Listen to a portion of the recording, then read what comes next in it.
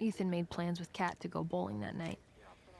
Kat was depressed because she couldn't figure out why she didn't love Ethan. Oh no, if you have to make a pros and cons list, it's never good. She couldn't think of anything, which made her realize Ethan might not be the problem. The problem with hating yourself is you can't really talk about it. Because at some point recently, the whole world joined a self-help cult. Love yourself. But that's what I'm trying to tell you. I fucking hate myself. You don't have like fucking mental problems. Yes, I do.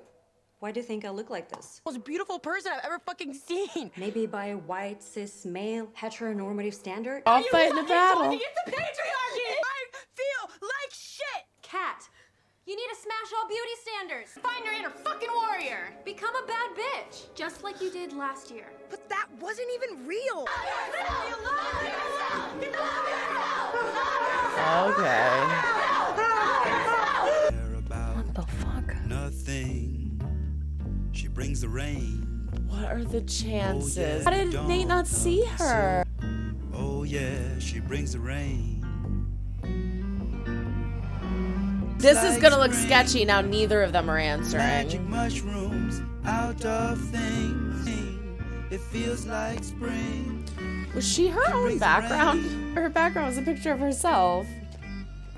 God, she's fucked up. Look who the cat dragged in. See, you're still on your suicide mission. Let go. Let God. Where are we going? You want to tell me who that girl was you just had over? Your friend. I could count my hair how many friends you done had over here. Is he falling for her? Maybe he's feeling the same way.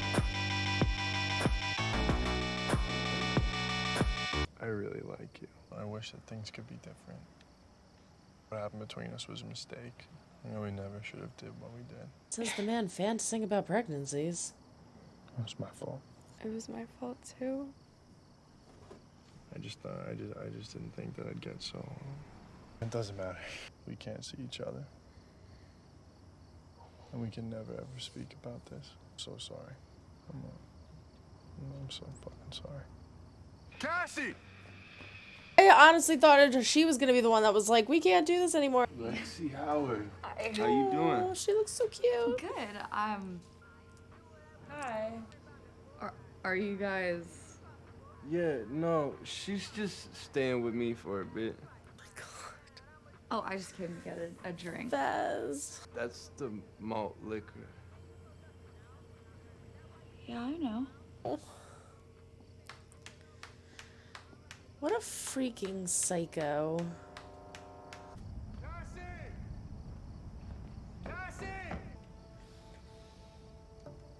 What is the attraction to him? You don't know how much power you have.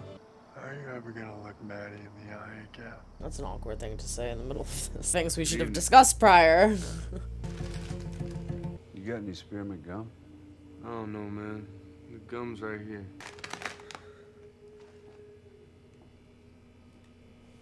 You usually ask this many questions, man. She tell you who I am? Nah, man.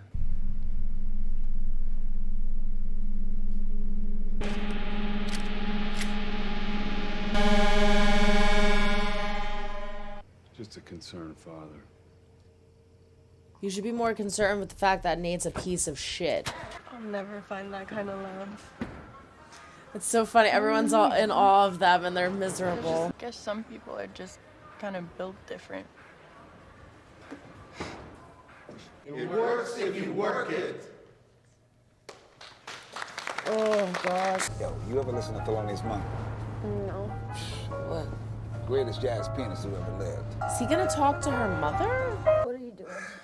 I'm going to introduce myself to your mother. Yep. What are you talking about?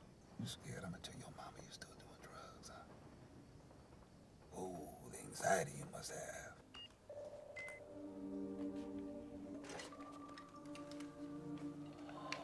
I hope Cal doesn't notice that girl. Like, what if there's pictures of her at the police department or something?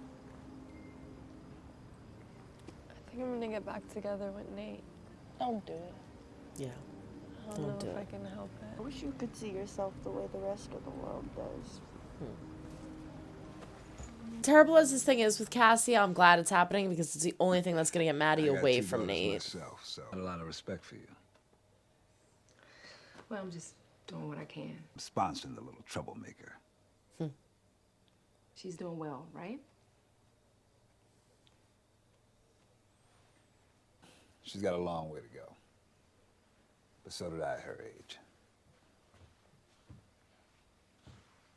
He's handsome.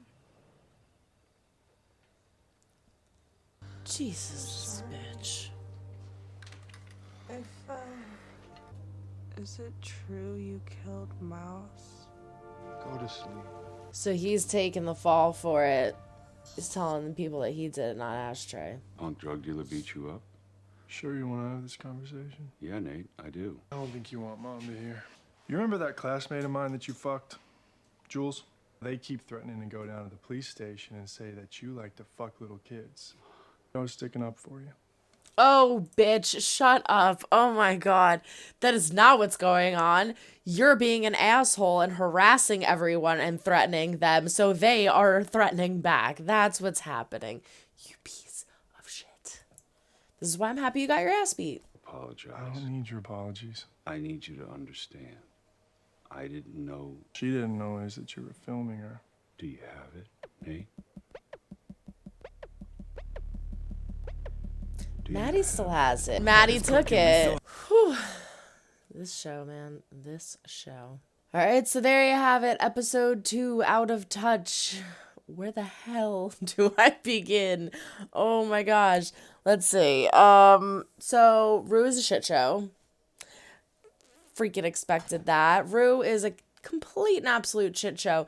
And what's terrible is she's starting these fights with Jules, who's getting upset over things that Rue is lying about. She's saying it's not what it looks like with Elliot, and the fact that I didn't tell you I was hanging out with him isn't such a big deal, and you're blowing it out of proportion, and she's filling her head with all of this bullshit, and she's the crazy one for thinking these things.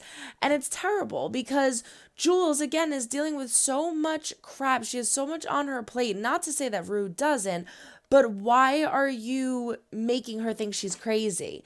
You love this person, you care about this person, you just said you've been waiting so long to get into a relationship with them, and you're ruining it.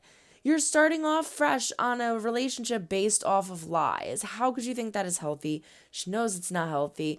This is why she shouldn't have gotten into a relationship with Jules. And it's basically what her father, Jules' father, is saying to her, like, do you think this is a good idea? You're trying to heal and you're seeing your therapist and you're working through a lot of things. Do you think that Rue is a good influence? And she doesn't necessarily answer him. And I think that's really interesting because she knows deep down inside that there is something up. And if something smells fishy around Rue, it's probably because it has to do with drugs. Jules isn't stupid, so it's only a matter of time before I think she calls Rue out on her bullshit, and that blows up in their faces. But again, it breaks my heart because I love both of them, and I think both of them could have something amazing, and they're ruining it because they jumped into this relationship when they should not have. It's too soon. I feel terrible for Lexi. Poor Lexi. She gets this adrenaline rush, this endurance to go down there, and I believe her point was to tell Fez. I think she really just wanted to see him because she clearly has a thing for him. She clearly likes him.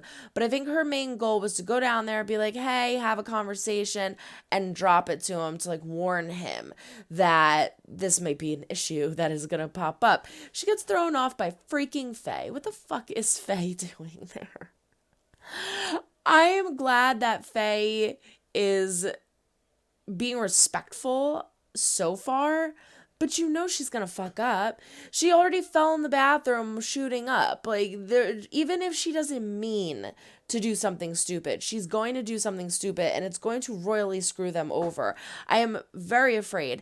I would love to see a freaking Sideblind and have Faye like save the day in some way, or maybe Cal gets aggressive again with the gun and he shoots Faye.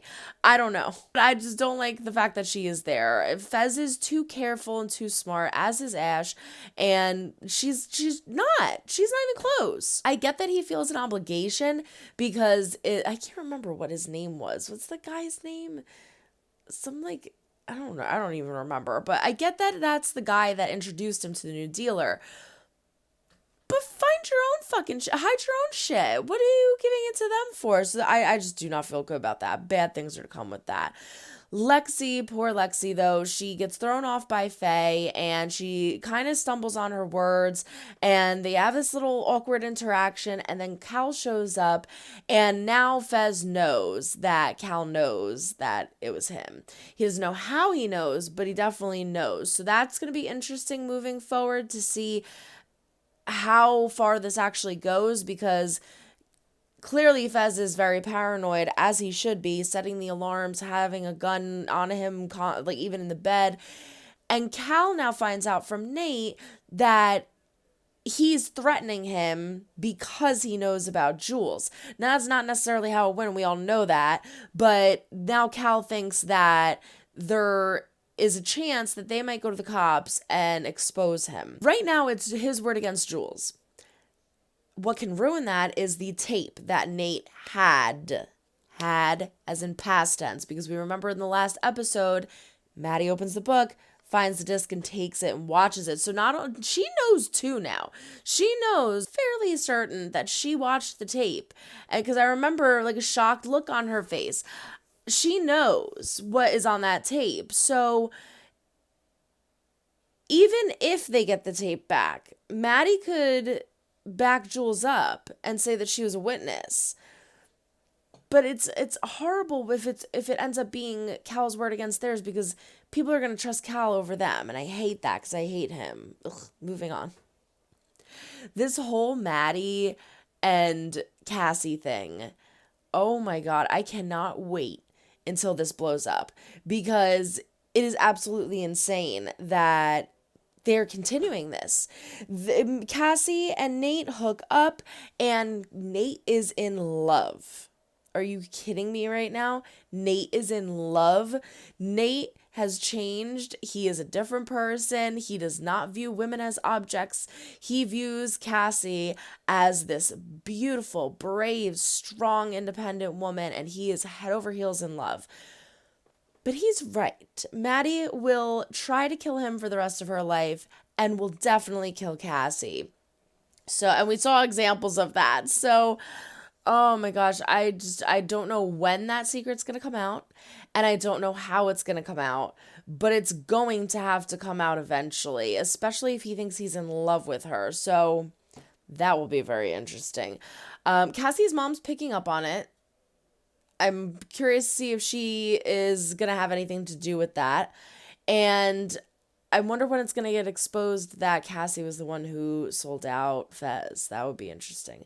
I think it's really funny that everyone's looking at Kat and Ethan as if they have this wonderful, beautiful, romantic relationship full of love, and they're all in awe and they're all jealous and they wish they had that, and they're miserable. At least Kat is. Kat is miserable. She does not love him. She doesn't know what's wrong with her because he's such a great guy and he's so perfect, but sometimes you just don't love people. You don't have to force yourself to love someone. You shouldn't have to force yourself to love someone. We've not gotten Ethan's side yet. However, the one shot that we saw Ethan in, he looked miserable. So I have a feeling he's just kind of playing the game like Kat is. I love you too. You hang up. No, you hang up. Because she's doing it because he's doing it. And I think that's what he's doing. He's doing it because she's doing it. So I want to hear Ethan's side of that. What did I want to say about Lexi? Oh, this season so far, in the first episode, we have a bit of Jules dealing with feeling responsible for Rue's overdose. And now in this episode, we had that same situation only with Lexi. Lexi feels slightly responsible for Rue's overdose because she never said anything to her mom about her asking her for her urine. She was giving her the urine. She even said when she was walking out of the room, you need to get help. What are you going to do? Tell my mom? And she never did. And then she had the overdose. So it's very interesting how like every episode so far, even though there's only been 2, we're getting people feeling responsible for Rue and for her mistakes, when in reality, it's all Rue. Rue's making these choices, making these decisions, putting herself in this place. And it's very interesting, the conversation that they have with Ali and Rue, where he's just looking at her in disappointment, shaking his head, suicide mission, you're still on that. And she's just not giving a shit. She does not care. She is deep in this. It is not just once in a while. She met Elliot, and Elliot is supplying her with all this shit because he makes decent money and he just wants a drug buddy. And this is getting really bad really fast. Like really, really fast. And Jules has no idea. Or so Rue thinks. As I said, Jules isn't stupid. So it's only a matter of time before she either figures it out or calls her out. But this relationship with Elliot is not good.